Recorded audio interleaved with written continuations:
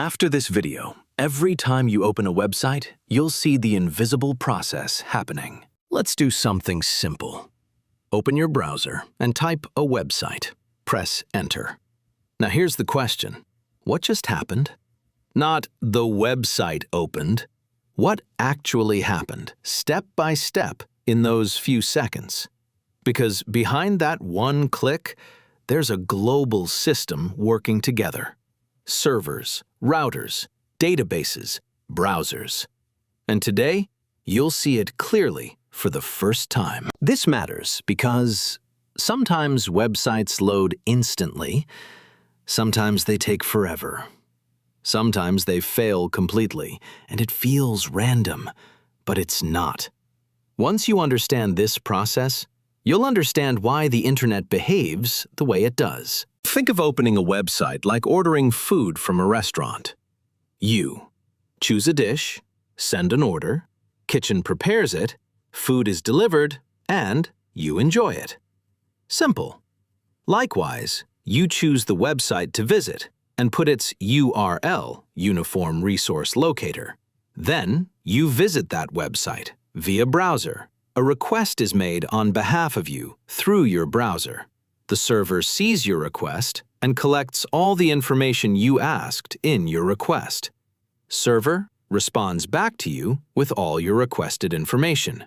The final web page renders in your screen, and you see the web page.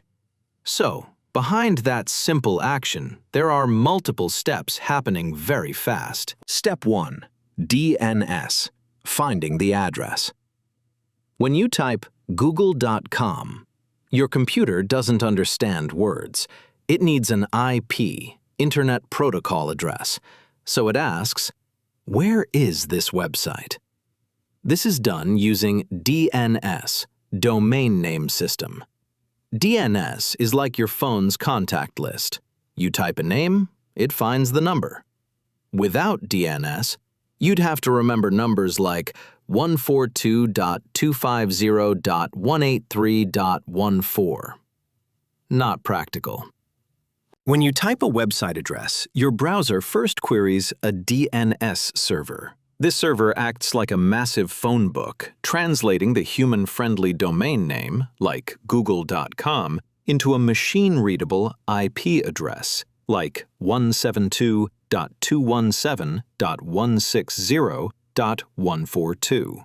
This is the crucial first step to locating the web server that hosts the website. Just like your phone's contacts, the Domain Name System, DNS, takes the familiar website names you type, for example, google.com, and translates them into the numeric IP addresses, for example, 172.217.160.142, that computers need to find each other on the internet.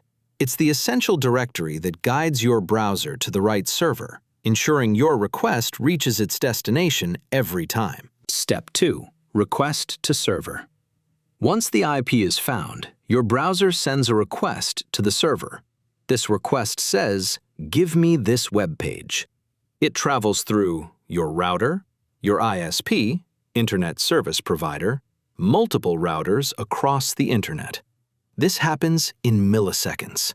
For detailed information on packet and routing, check out Episode 9, What is the Internet Really? Step 3. Server processing.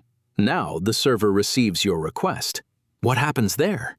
It finds the website files, runs back-end code if needed, fetches data from databases.